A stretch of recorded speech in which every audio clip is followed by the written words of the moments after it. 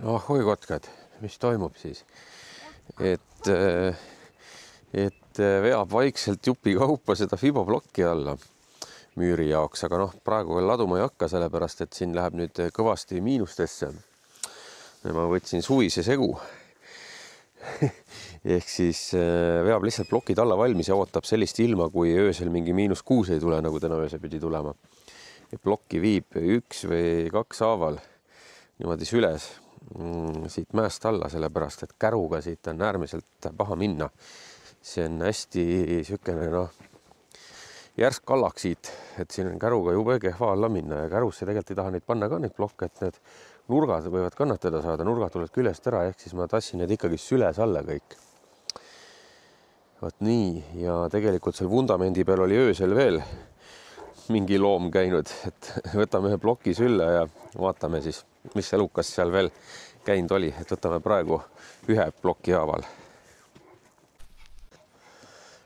No nii, võtame siis selle ploki ja tallame. Tallab niimoodi, et tühjalt ei talla, et iga kord, kui plokiga alla lähen, siis võtan midagi alt kaasa ka. Sinna olid mul mingid õnged ja mingid jamad jäänud, et ja siin põlevad need jäägid ka, mis jäid siis nii-öelda selle trepi lammutusest ja mida nii-öelda päris lõkkepuuks kasutada ei saa. Need siin ka nii-öelda vinduvad. Need on kõik märjad, see tähendab seda, et tasapisi peal põleb mingi süsi vajub alla ja siis nii-öelda kuivatab järgmist ette ja et seda tünni ei saa ennem liigutada, kui me hakkasime juba seda pudisja sisse panema, et oleks võinud oodata selle pudisja panekuga, liigutada ta ennem sinna lõkke kohta ära ja siis alles seal põletada teda, aga ta üldiselt ette ei jää siin ka, aga nii, nüüd nendest jälgedest. Et siin on paar jälge, siin on paar jälge, et kas see oli nüüd Bella või mingi naabrikass, ei tea, aga jah, keegi on siin öösel peal tallane, aga las nad olla. Las need jäljed olla. Et jube tallamine on, tuled alati üles ja siit trepist jälle, siis tunned jälle põlvad juba vedelad ja siis õhtul kulub ära kindlasti üks oma tehtud õlu ka. Et mul siin paar tükki on tehtud nii-öelda kanku õlud. Need, kes need päris õlud teevad, naeravad muidugi jälle, aga mul on need kanku õlud omal kanku sisse tehtud. Et kuidas siis tegin? Panin pool pudelit maltoosat 5-liitrisse kankusse, siis sükene 150 grammi suhkrut juurde ja pärmi, tavalist seda pagaripärmi ja siis lasin käärida nii kaua radika kõrval, kuni käärimine ära lõppes, kõik suhkur välja kääris ja siis panin sinna mingi sükene, ma arvan, mis ta võis olla, mõnikümmend grammi, veel soojas vees sulatatud suhkurt, tilga veega sinna juurde, kui käärimine oli lõppenud ja tõssin siis nagu jahedasse ära, et siis see aeg, kui see kanku nagu jahtus seal, jõudis see suhkur, mis ma lisasin veel pärast, siis kääritada selle kanku nii-öelda rõhu alla. Aga algul kankud olid niimoodi, kui nad käärisid, et kork on nagu õrnalt peal. Ehk siis, et rõhku sisse tekkida ei saa, aga väljast bakter ka nagu ligi ei saa, et hästi õrnalt kinni keeratud, nii et ta sisistab sealt korgi vahelt vaikselt seda välja, seda nagu CO2 siis. Et mul on tegelikult sükene asi ka täitsa olemas, aga ma ei viitsinud sellega siis see praegu teha, üks väiksed törtsakad ja nüüd hakkavad juba siin tegelikult ju esimesed need kaiba valmis saama, et siis õhtul teebki peale seda fibode tassimist väikse sükse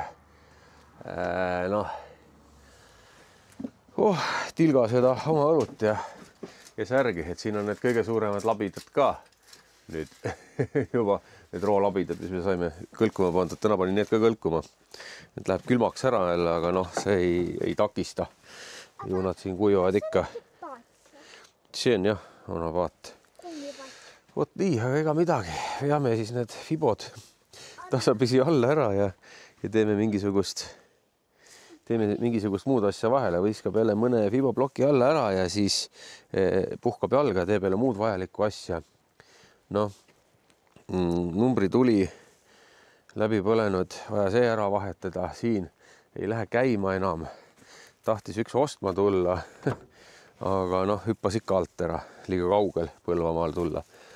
Ehk siis mul ei läinud see käima, aku oli tühi. Et hea, et ta ei jõudnudki täna, muidu oleks niimoodi natuke nõme müüa seda autot, et ei lähe käimagi, aga jah, ikka veel ei ole keegi seda tahtnud. Pakuvad mingid naeruväärset hinda, mingi 2800 ja 2500 ja no unustage ära. Sellele on 2 tonni eest ju remonttöid tehtud ja no ei saa, juba raske on see auto müük, see on mul nii pikka aega juba müügis olnud. Nüüd hakkab võtma lahti siis saalungeid siin vaikselt.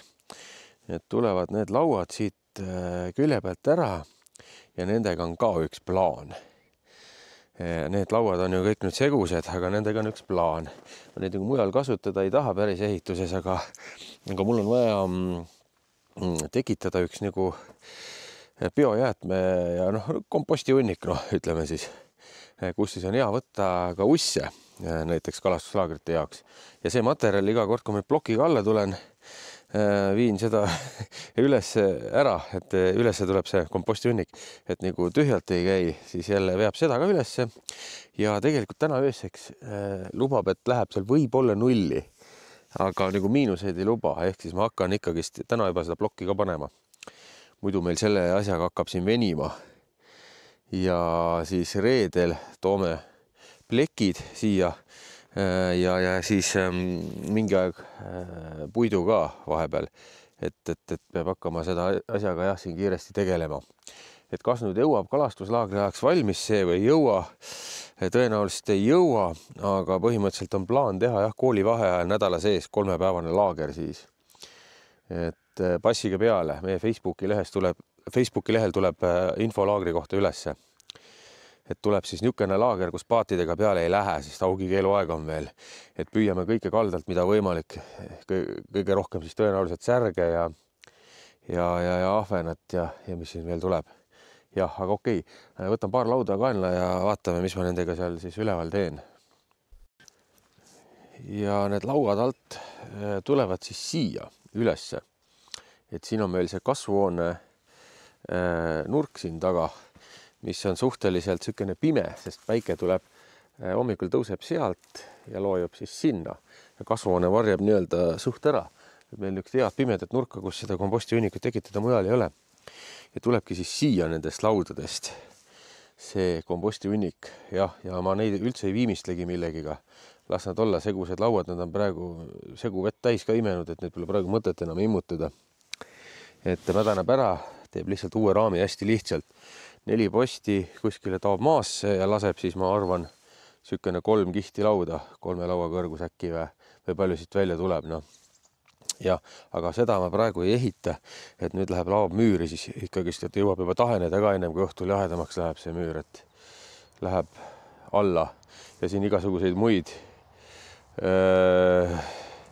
huvitavaid asju ka, millest võib-olla jõuab see video juba rääkida, võib-olla ei jõua, see sõltub, kui kiiresti asjad lahenevad. Et siin üks naljalugu ka.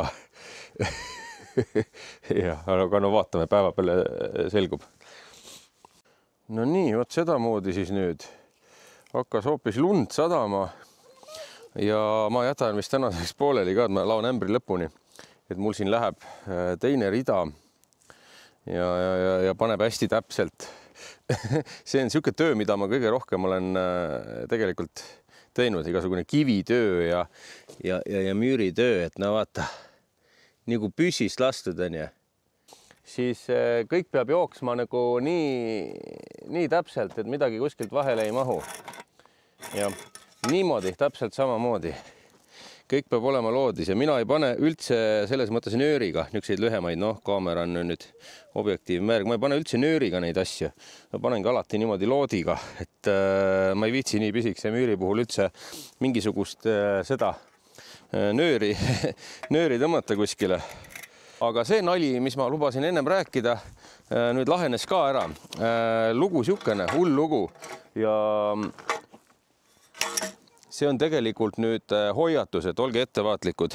Teistele YouTuberitele eelkõige on see hoiatus, aga miks mitte ka teistele inimestele, kes midagi mingeid loosimänge Facebookis või YouTube'is või kus iganes teevad.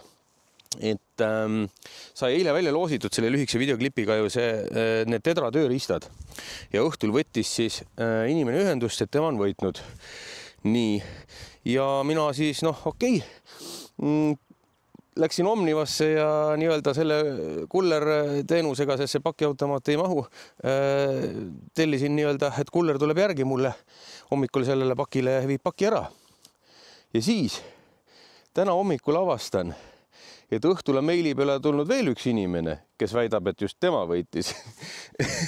Ja siis hommikul ma kohe kiirelt reageerisin, sest ma kumbagi inimest kohe hommikul kätte ei saanud, et siis tuvastada, kes siis õige see võitja on. Ja kuidas seda tuvastada, siis ma nii-öelda tahtsin, et inimene kirjutab siis enda selle konto alt. Ühele ütlesin ühe märksõna, teisele ütlesin teise märksõna, kirjutab enda konto alt nii-öelda kommentaari ka veel selle video alla, et siis on kindel, et see on see inimene, kes on konto omanik nagu. Ja nüüd siis segadus lahendatud. Konto omanik on tuvastatud ja pakk läheb rõõmsalt uuesti teele, aga niisugust segadust, et kui palju, et neid pätte ja petiseid, kes üritavad lihtsalt kellegi teisena esinedes kraami omale saada ja liigub palju. Et teised YouTuberid siis, kes vaatavad siin või kes iganes kuskile pakki saadavad, siis proovige ka veenduda ennem kui paki teele panete, et on ikka see inimene, kes on ikka õige inimene, kes selle paki kätte saab. Et lihtsalt sükene lugu siia vahele veel. Ja nüüd on kõik korras, et asi lahendatud ja inimene saab siis paari päeva pärast oma paki kätte. Täna saab müüri edasi laduda, aga ma seda müüri ladumist rohkem ei näitagi. Et pole mõtet, seda on juba ennem näidatud ka. Aga mis nüüd teeb? Nüüd teeb selle nii-öelda kompostikasti ja ussikasvanduse siis valmis. Sellepärast, et varsti laager tuleb ja hea on, kui on omast käest ussid võtta. Et ei ole mõtet ju seda ussi poest osta. Ja mis siis teeb? Teeb nii-öelda, mis ta mul tuligi nüüd? Teen jupid, üks külg jääb sükene 150 ja teistpidi 90 siis. Et ma teen selle alumise ringi nii-öelda valmis laudadest, lasen kruiga kokku ja siis vaatab, kuidas ma nagu teda maa külge kinnitan, et minema ei pane. Nii, ühe ringiga raam on olemas ja ei midagi peent ei hakka tegema. Ja peksab siis lihtsalt need vaiad siia enam-vähem loodis. Ega ma seal loodi peale ei pane mingi 30 sendi kõrguse selle kasti pärast, et vaatab nii silmaga, et enam-vähem on, eks ta sükene 10 senti natuke rohkem maasse. Ja polegi rohkem vaja, et hoiab lihtsalt kinni.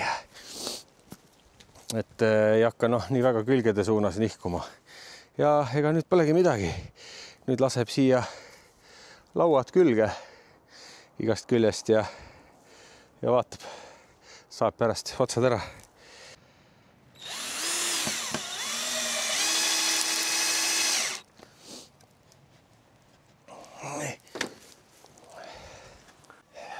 Ja ülejäägid tõmbab maha ja niimoodi hästi kiire ja ei mingit sükest hullu täpsust ei aja taga.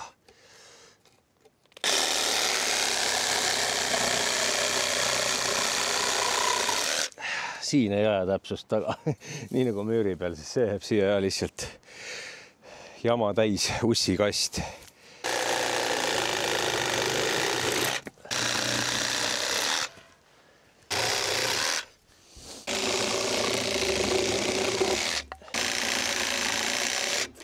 Ja ega polegi midagi.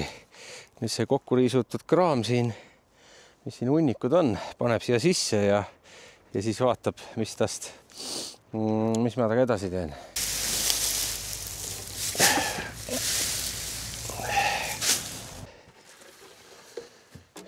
Ja nagu ma olen aru saanud, siis nüüd tuleks teda palju kasta, et siis ussid nii-öelda siia niiske selle jama alla kohale tuleks.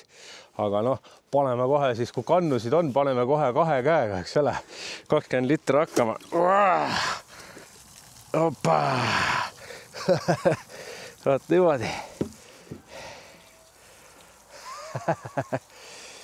No nii, kütame minna. Ja noh, ma jään siin edasi kastma ja mis seal ikka. Vaatame siis, kas on millalgi ussid juba tulnud ka siia. Siin on tegelikult suht hea maa, et siin ussi on. Ja. Aga noh, tee keriga magama, kratid ja davai. Näeme järgmises.